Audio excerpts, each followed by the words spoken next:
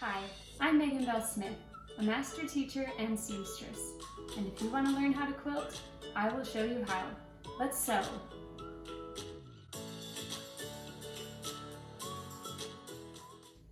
Today I'm going to show you how to make binding for a quilt. I love using striped fabrics when making my binding. Anytime you cut your fabric, you want to square it up.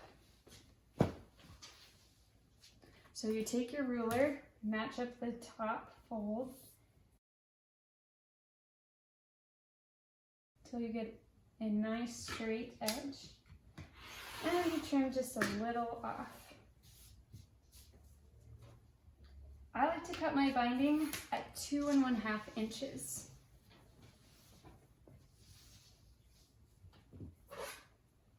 So again, with your ruler, you can line up, here's 2 1/2 inches, and go ahead and cut it. I'm going to cut 2 strips. This is enough to bind an 18-inch wall hanging. The next step involves the sewing machine. You want to cross the fabrics over like this. And then we're going to stitch a diagonal seam so that when we open it up, our binding will continue into one long strip. Making a diagonal seam removes excess fabric and keeps the binding laying flat on your final project. Okay, I've lined up my fabrics so that right sides are together and they're crossing here at the end. I like to put a piece of painter's tape on my sewing machine to show me where the stitching line will be.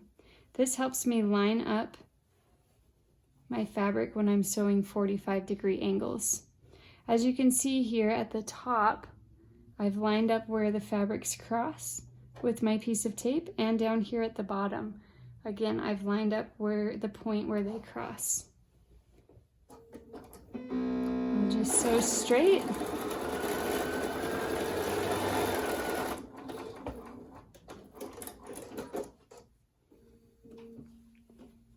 And now I can trim it.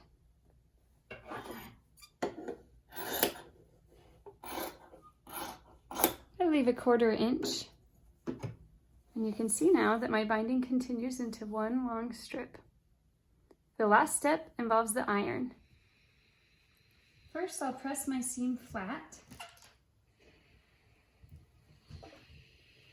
and then I'll fold the binding in half, matching up the 2 edges.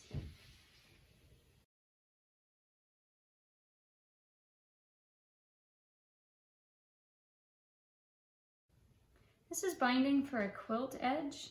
It's not cut on the bias, so it wouldn't work well for clothing or making baby bibs or around the edge of anything that's curved.